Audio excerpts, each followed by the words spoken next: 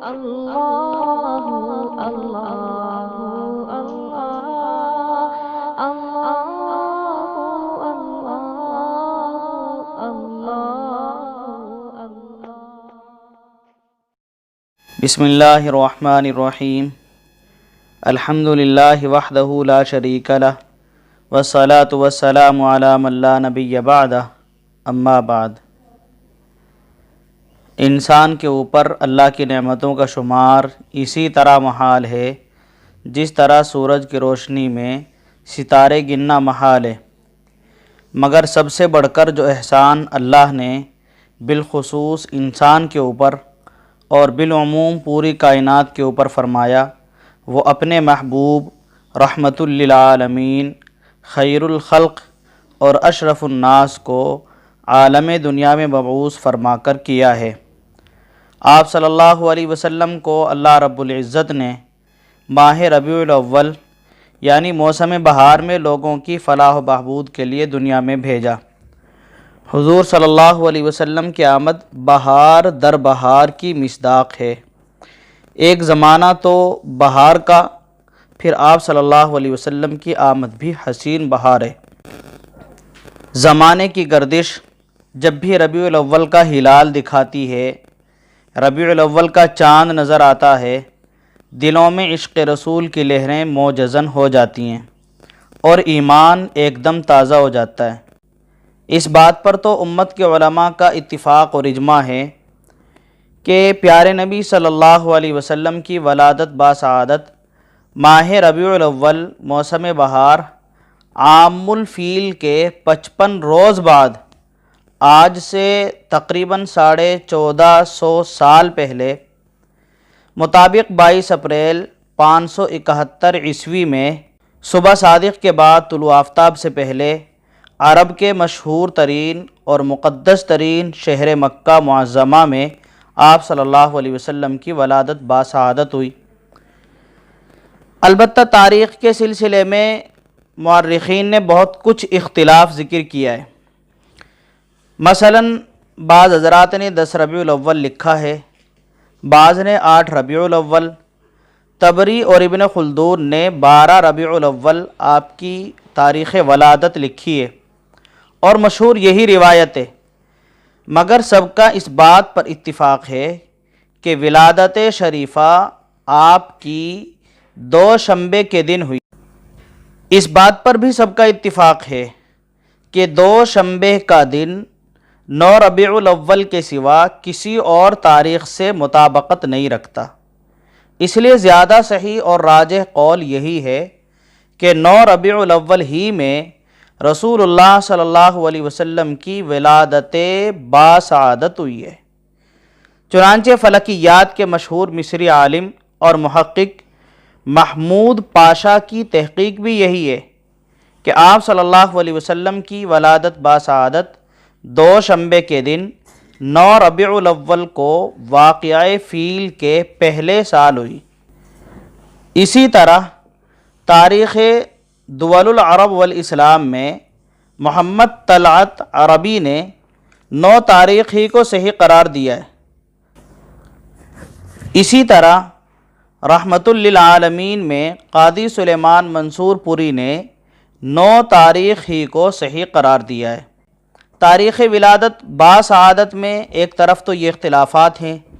پھر یہ کہ راجح اور اصح 9 ربیع الاول ہے۔ دوسری طرف تاریخ وفات کیا ہے اس کو بھی دیکھنا چاہیے۔ چنانچہ رحمت للعالمین میں قاضی سلیمان منصور پوری نے لکھا ہے کہ رسول اللہ صلی اللہ علیہ وسلم کی وفات 12 ربیع الاول پیر کے دن چاشت کے وقت ہوئی ہے۔ امام اسیر ابن اسحاق اور جمہور کا قول بھی یہی ہے۔ ابن سعد عمر بن علی بن ابی طالب اور یہ اپنے والد حضرت علی رضی اللہ تعالیٰ عنہ سے نقل کرتے ہیں کہ حضور اکرم صلی اللہ علیہ وسلم کا وصال 12 ربیع الاول کو ہی ہوا ہے۔ اس اختلاف کے تناظر میں یہ بات بجا طور پر کہی جا سکتی ہے کہ حضور اقدس صلی اللہ علیہ وسلم کی ولادت مبارکہ 9 ربیع الاول کو ہوئی ہے، اور آپ کا وصال 12 ربیع الاول پیر کے دن ہوا ہے۔ تو جو لوگ اس بات پر مصر ہیں کہ نہیں آپ کی ولادت تو 12 ربیع الاول میں ہی ہوئی ہے، 8 یا 9 میں نہیں ہوئی، اور سانحہ ارتحال 1 یا 2 ربیع الاول میں پیش آیا ہے، 12 ربیع الاول میں پیش نہیں آیا، تو اگر ہم 12 ربیع الاول میں سرکار دو عالم صلی اللہ علیہ وسلم کی ولادت کی خوشی میں جشن میلاد النبی صلی اللہ علیہ وسلم مناتے ہیں، جلسے جلوس کا اہتمام کرتے ہیں، مسجدوں، مزاروں، مکانوں، دکانوں اور سڑکوں کو سجاتے ہیں، مٹھائیاں تقسیم کرتے ہیں، تو اس میں غلط کیا بات ہے؟ تو میں ان سے کہتا ہوں کہ یہ آپ کی تاریخ سے ناواقفیت کی کھلی دلیل ہے، یہ حقائق سے چشم پوشی کا بین ثبوت ہے، کیونکہ جب یہ بات واضح طور پر معلوم ہو چکی ہے کہ آپ صلی اللہ علیہ وسلم کی ولادت 9 ربیع الاول کو ہونا زیادہ راجح ہے اور یہی بات زیادہ صحیح ہے، اور وصال 12 ربیع الاول میں ہونا زیادہ صحیح اور زیادہ راجح ہے، تو 12 ربیع الاول میں یوم وفات ہونے کی وجہ سے زیادہ سے زیادہ ایصال ثواب تو کیا جا سکتا ہے، مگر اس دن میں خوشیاں منانا، محفلیں آراستہ کرنا، بزم میلاد منعقد کرنا، جلسے جلوس کا اہتمام کرنا، اس کا کیا مطلب ہے؟ جن مورخین نے 12 ربیع الاول کو یوم ولادت لکھا بھی ہے نا، اگر ان کی بات تسلیم کر بھی لی جائے، پھر بھی 12 ربیع الاول میں خوشیاں نہیں منائی جا سکتی، محفلیں منعقد نہیں کی جا سکتی، جشن میلاد النبی نہیں منایا جا سکتا، اس کو خوشی کا دن شمار نہیں کیا جا سکتا، کیونکہ اکثر محققین بلکہ جمہور کی رائے بھی یہی ہے کہ آپ صلی اللہ علیہ وسلم کی وفات بھی 12 ربیع الاول کو ہی ہوئی ہے، اور یہی رائے زیادہ صحیح ہے۔ ابھی آپ نے سنا ہے کہ رسول اللہ صلی اللہ علیہ وسلم کی وفات 12 ربیع الاول کو ہوئی ہے، جب رسول اللہ صلی اللہ علیہ وسلم کی ولادت بھی اگر بعض مورخوں کی بات مان لیں 12 ربیع الاول کو ہوئی، اور آپ کی وفات بھی 12 ربیع الاول کو ہوئی، جیسا کہ یہی صحیح قول ہے، تو 12 ربیع الاول ولادت اور وصال دونوں کا سنگم ہے۔ 12 ربیع الاول میں اسباب خوشی اور اسباب غم دونوں جمع ہیں، پھر یہ کہاں کی عقل مندی اور دانش مندی ہے کہ 12 ربیع الاول میں صرف اسباب خوشی کو ذہن میں رکھ کر اور 12 ربیع الاول کو صرف یوم ولادت مان کر، جو کہ بالکل غلط ہے، عید میلاد النبی صلی اللہ علیہ وسلم منعقد کی جائے، جلوس نکالے جائیں، اور وہ جلوس بھی ایسے جن میں ہزاروں طرح کی خرافات اور برائیاں پائی جاتی ہوں، طرح طرح کی بدعات پائی جاتی ہوں،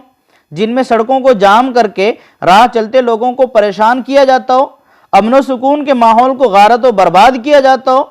امن و سکون کے ماحول کو پرخطر اور مخدوش بنایا جاتا ہو، اور اسی پر بس نہیں، ان جلوس میں تو یہ بھی دیکھا جاتا ہے کہ اوباش نوجوان قسم کے لڑکے پورے ہنگامے کرتے ہیں، سڑک پر اتر اتر کر ناچتے رہتے ہیں، ڈھول اور تاشے بجاتے ہیں، نماز کا وقت ہو جاتا ہے، مسجدوں میں نمازیں ہوتی رہتی ہیں، مگر یہ نام نہاد عاشقان رسول شور و غل میں نمازوں کو برباد کرتے ہیں،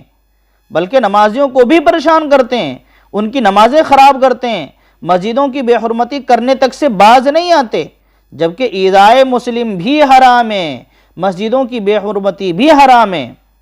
یہ تو جلوس کے ہنگامے اور شور شرابے کی بات ہے۔ عرسوں میں تو مرد و زن کے اختلاط کی وجہ سے بدکاریوں، برائیوں، تباہ کاریوں کا رونما ہونا، قبروں کی بے حرمتی کرنا، مزاروں پر چادر اور پھول چڑھانا، صاحب قبر کو داتا سمجھنا اور اس سے حاجت روائی کرنا، اپنی ضرورت کا اس سے سوال کرنا، اس کے سامنے سجدہ ریز ہونا، اس طرح کے دیگر اعمال شرکیہ اور خرافات و بدعات کا ہونا جو ہر عرس کے موقع پر اور ہر جگہ کے عرس میں دیکھنے کو ملتے ہیں، یہ سب جلوس کے ہنگامے ہی تو ہیں، یہ سب جلوس کی برائیاں ہی تو ہیں۔ اس کے علاوہ اگر 12 ربیع الاول کو جشن میلاد النبی منعقد کیے جانے کا سبب جلوس وغیرہ نکالے جانے کی وجہ اور بنیاد صرف یہ ہو کہ آفتاب رسالت اسی روز کی صبح کو طلوع ہوا تھا، تو یہ وجہ اور یہ سبب تو خود آقائے مدنی صلی اللہ علیہ وسلم کے زمانے میں بھی موجود تھا۔ نبی کریم صلی اللہ علیہ وسلم کے زمانے میں بھی 12 ربیع الاول آتا تھا، صحابہ کرام کے زمانے میں بھی 12 ربیع الاول آتا تھا، مگر آقائے مدنی صلی اللہ علیہ وسلم نے 12 ربیع الاول کی آمد پر کبھی بھی عید میلاد النبی منعقد نہیں کی، نہ کبھی جلسے جلوس نکلوانے کا اہتمام فرمایا۔ کیا نبی کریم صلی اللہ علیہ وسلم نعوذ باللہ اس عید سے ناواقف تھے؟ آپ اس کو سمجھتے نہیں تھے؟ اور یہ آج جشن میلاد النبی منانے والے، جلسے جلوس کا اہتمام کرنے والے رسول اللہ صلی اللہ علیہ وسلم سے زیادہ سمجھتے ہیں عید کو؟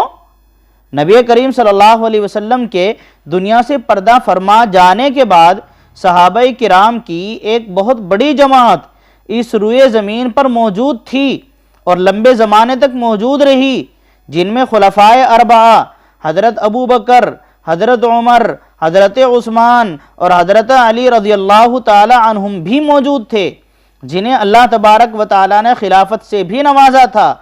اگر وہ چاہتے تو عالمی پیمانے پر نہیں تو کم از کم ملکی پیمانے پر تو ضرور عید میلاد النبی منعقد کرواتے۔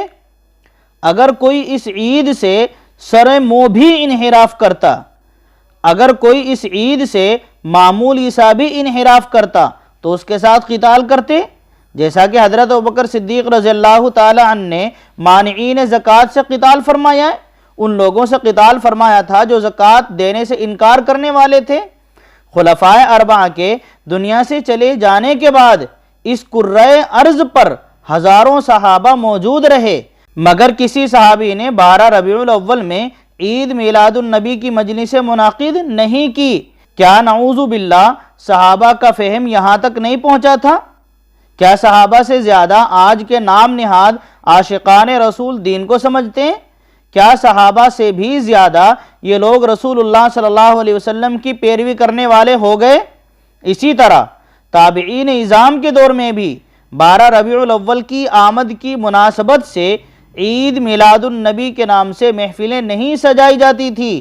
نہ ہی جلوس نکالے جاتے تھے، اور نہ ہی تبع تابعین کے عہد میں عید میلاد النبی کا کہیں ثبوت ملتا ہے۔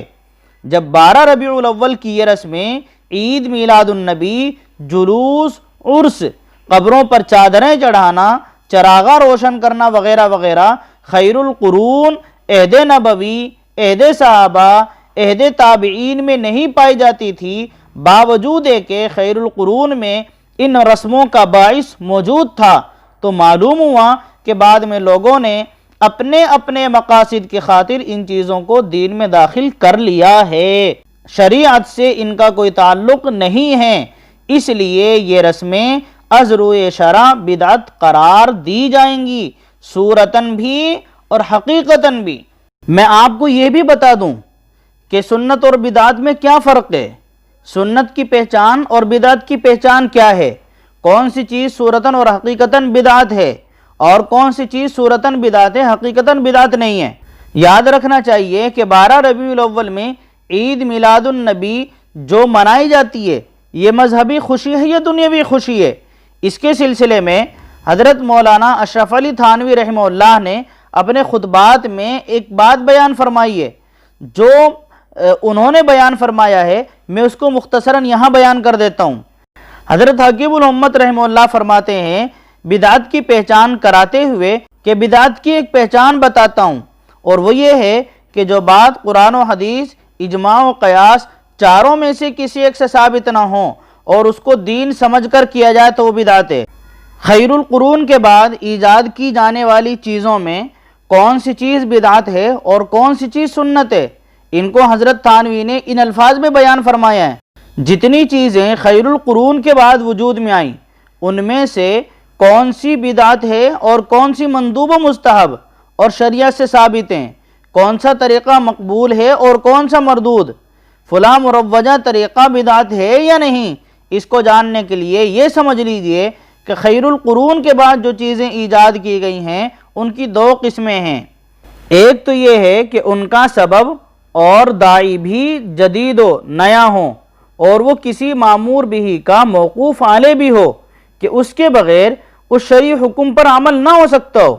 جیسے دینی کتابوں کی تصنیف، خانقاہوں اور مدرسوں کی تعمیر، کہ حضور اکرم صلی اللہ علیہ وسلم کے زمانے میں ان میں سے یعنی اس انداز کی کوئی چیز بھی نہیں تھی اور ان کا سبب اور داعی بھی جدید ہے۔ نیز یہ چیزیں ایسی ہیں کہ شرعی حکم ان کے اوپر موقوف ہے اور دین کی حفاظت بھی انہی کے اوپر موقوف ہے۔ یہ اعمال اگرچہ صورتاً بدعت ہیں مگر حقیقتاً بدعت نہیں ہیں، بلکہ ایک قاعدہ ہے، مقدمۃ الواجبی واجبن، واجب کا مقدمہ بھی واجب ہوتا ہے، اس قاعدے کی وجہ سے ان چیزوں کا وجود واجب ہے۔ دوسری قسم کی چیزیں وہ ہیں جن کا سبب قدیم ہے، یعنی خیر القرون میں وہ سبب موجود تھا، مثلا مروجہ میلاد کی مجلسیں، تیجا،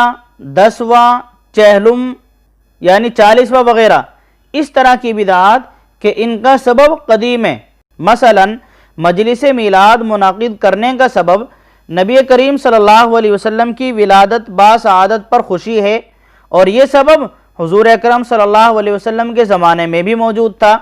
لیکن حضور نے یا صحابہ نے مجلس منعقد نہیں کی۔ اگر اس کا سبب اس وقت نہ ہوتا تو یہ کہا جا سکتا تھا کہ ان کا منشا موجود نہ تھا، لیکن جب اس کا سبب اور اس کی بنیاد موجود تھی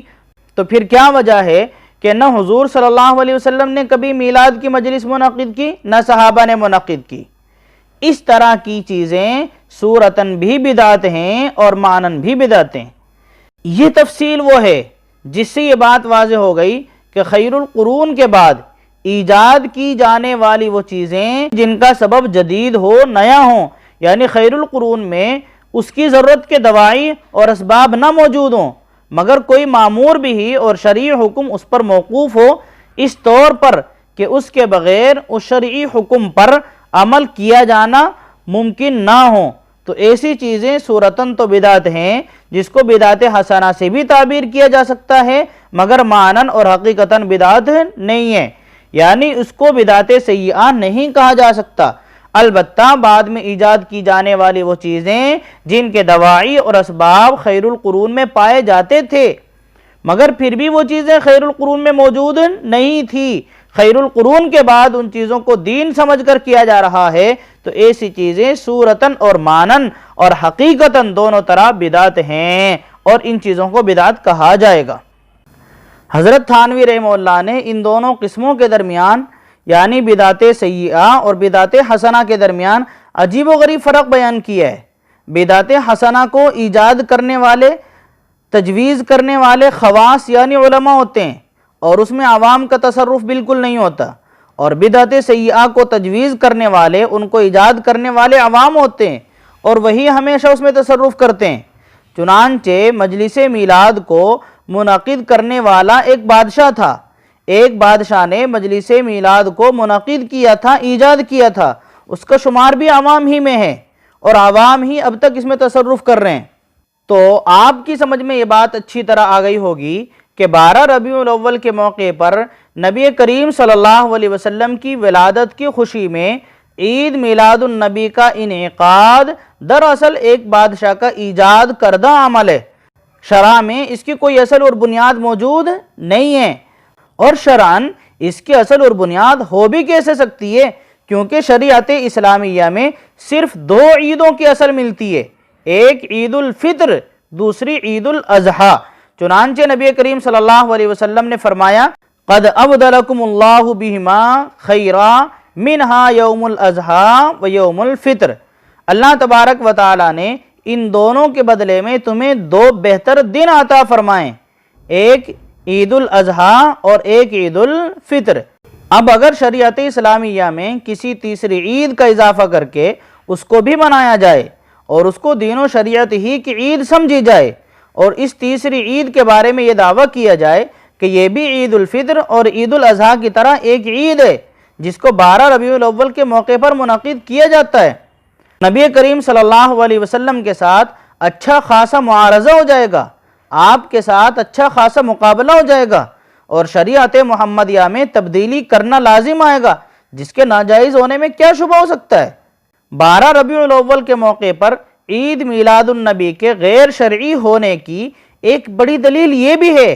کہ اگر یہ شرعاً عید ہوتی تو مذہبی عید ہوتی، نہ کہ دنیاوی، اور مذہبی عید کے ثبوت کے لیے وحی کی ضرورت پڑتی ہے، جیسا کہ عید الفطر اور عید الاضحیٰ کے لیے، اور اس طرح کی کوئی وحی نہیں ہے جس سے 12 ربیع الاول کی عید میلاد النبی ثابت ہو۔ اگر اس طرح کی کوئی وحی ہوتی جس سے اس عید محدث کا ثبوت ہوتا تو سب سے پہلے خود صاحب وحی آقا مدنی جناب رسول اللہ صلی اللہ علیہ وسلم کو معلوم ہوتی، اور آپ صلی اللہ علیہ وسلم 12 ربیع الاول کے موقع پر جشن میلاد منعقد کرتے، پھر صحابہ بھی مناتے، ان کے بعد تابعین اور تبع تابعین، اور آج تک پوری امت مسلمہ متفقہ طور پر اس عید کو مناتی، جس طرح عید الفطر اور عید الاضحیٰ کو خود نبی کریم صلی اللہ علیہ وسلم نے منایا، صحابہ نے، تابعین نے اور تبع تابعین نے بھی منایا ہے، اور آج تک پوری امت مسلمہ متفقہ طور پر مناتی آ رہی ہے اور قیامت تک منائے گی انشاءاللہ۔ اللہ تعالیٰ پوری امت مسلمہ کو اس طرح کے شرک و بدعات سے محفوظ رکھے اور صحیح بات سمجھنے کی توفیق عطا فرمائے۔